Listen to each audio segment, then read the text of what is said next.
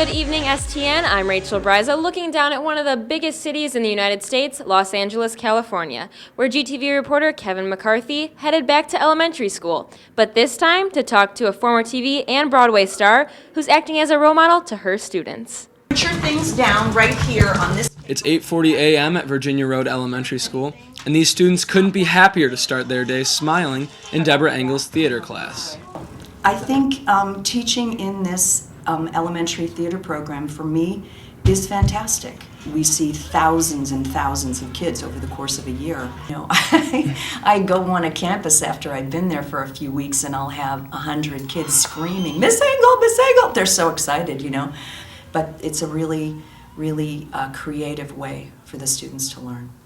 A star on both the stage and the screen, this Emmy Award-winning actress strives to share her love for theater with her students. Now, we're going to put this in a line right here. I came out here, I did a lot of television shows, and it was such a great thing, and I really enjoyed it. But I had always thought, I'm going to teach again someday. It is the connection that you have with the students, because they are so important. And we look at these young students and think we have to make them move on and have wonderful careers. Unfortunately, massive budget cuts threaten the future of Los Angeles art programs. I can see how it could benefit all students. I wish it was available, to all schools and actually available to all grade levels. But again, I know with our resources being limited, we're just fortunate to have it here. We had $2 billion of cuts in public education in the last 4 years. The arts program has been cut by more than a third. Despite budget cuts, inadequate teaching space and supplies, nothing stops Deborah Engel from bringing positive energy to her students. I had got more than 1,000 letters from students last year that were presented to our school board about how engaged they are, that this makes them want to be at school. So they have a vision now, they're being exposed to a particular area, and for some of them they're able to say, this is my gift, this is my calling. We tend to have the lowest income students in the entire country. These kids, the only way they get it is if they see it when they're in school. It is amazing to me that I see students in first grade and think, I could see this kid in a movie someday. They're so creative. Denying them access to have greater potential. So with the theater program, again, it allows them a venue to express themselves. Not only does theater improve self-confidence, but the morals the stories teach go beyond the pages and into practice. I try to teach in every single grade level stories that shows how much better it is to be kind and supportive of each other. So it's such a wonderful thing for them to be exposed to it and have it move on. The art is an integral part, of making them successful individuals. I mean, I've had kids say, this is what I want to do, this is what I want to do, because they so relate to it. Despite the struggles that face the theater program in Los Angeles, it's in this room right here where Deborah Engel is changing the lives of so many school children. With GTV News, I'm Kevin McCarthy. Thank you, Kevin. Looking forward to seeing just how bright the future will be of these students who are under the wing of a very experienced teacher. And now we go from the students that are getting help to animals that need help. Almost 2 decades ago, Jan Selder began to embrace her passion of listening to cries for help and seeking out families who could do the same. And eventually what started as volunteer work became her career. I've been with the City of Los Angeles for 18 years working in the shelter. I started working in the kennels and taking care of the animals, and I've worked my way up to now the director of operations. When we work with a family and we see an animal go home, that's the best feeling of all, because that's what keeps every single person here going, because there's a lot of stress and there's a lot of sadness because we take in so many animals and we can't place them all. It's not just a furry face, it's a personal crusade. But I consider every animal here my animal and my responsibility to try to find a home for, or at least for the best outcome. So I think that I just feel like everything here is mine, and that helps me not take them all home because I can come and visit them here. With 70,000 animals impounded in Los Angeles each year, they show persistence in spreading one message, so that dogs like this have a fighting chance. Spaying and neutering, especially for a city the size of Los Angeles with the population that we have here, is essential for us to reach our goals. And our biggest goal, obviously, is no kill. People have to learn to spay and neuter their animals. It is the responsible thing to do. North Central Animal Shelter does everything they can to get their name out to the public in order to give these animals a loving home. We have a website, of course. We post on Facebook. We do media spots on all our local news channels. We go on shows, different types of shows. We've been on Oprah, we've been on Ellen, trying to promote adoption, promote rescue, promote spay-neuter. Jan Selder and her co-workers spend every day promoting the importance of adoption and illustrate the reality that not every animal lives in a safe environment. We don't currently have ability to be no-kill. We still euthanize when we get too crowded. So these animals need your help more than any other animal. I really hope that Jan's persistence pays off and those animals find a real home. On the same note, one aspiring musician is looking to find out where he belongs. Kat Pernenko will tell us all about it.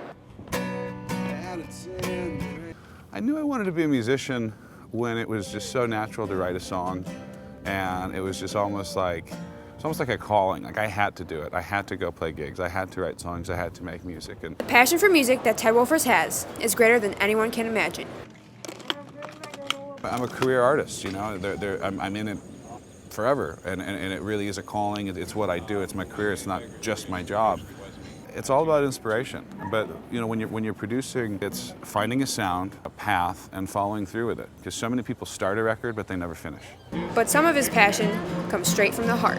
About 6th grade, when my godfather actually passed away, and the very first reaction I had to that news was to go write a song. The day after I learned of my dad's illness, I wrote a song called "Think of the Good Times." It's a spiritual musical memorial for my father. So I wrote this like slow, powerful, passionate rock soul ballad that finishes off with a second line New Orleans Dixieland style jazz funeral. When it comes to life, Wolfers doesn't fret.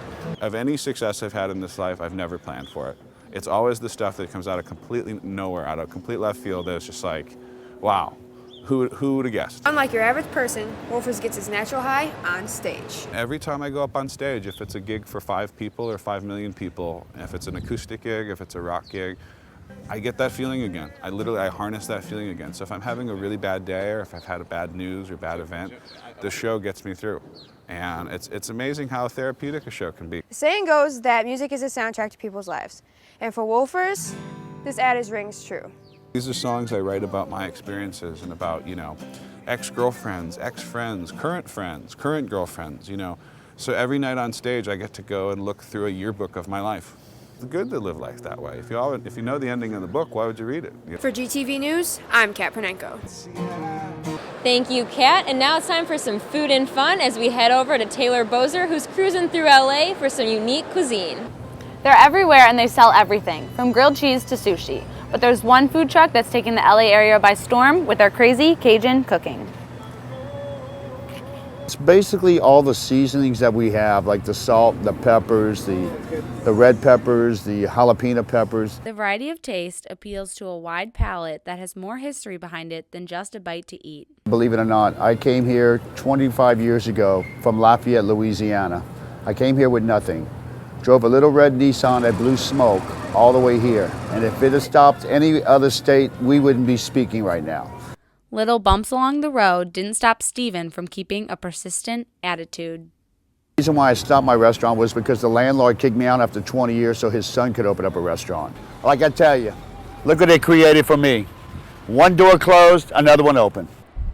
Struggling to find his way, Domingue became a part of a culinary revolution. You know, it's kind of like a food truck phenomenon that's kind of been happening for the past couple of years. I want to start from the West Coast and work my way towards the East Coast. I want to put them all over the country. And that should be easy to accomplish with his dedicated customers who always know when he's in town. The food trucks come around and just totally mix it up.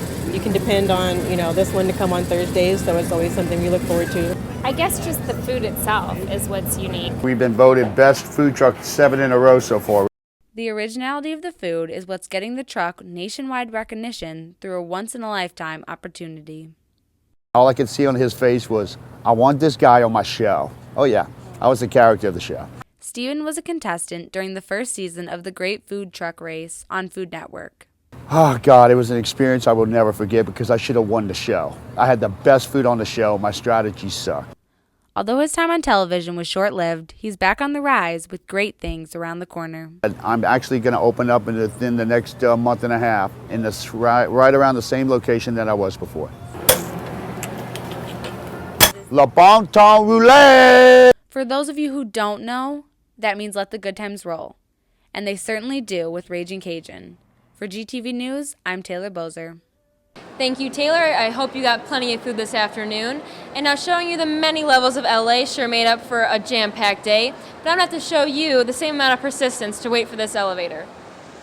For GTV News, I'm Rachel Bryza.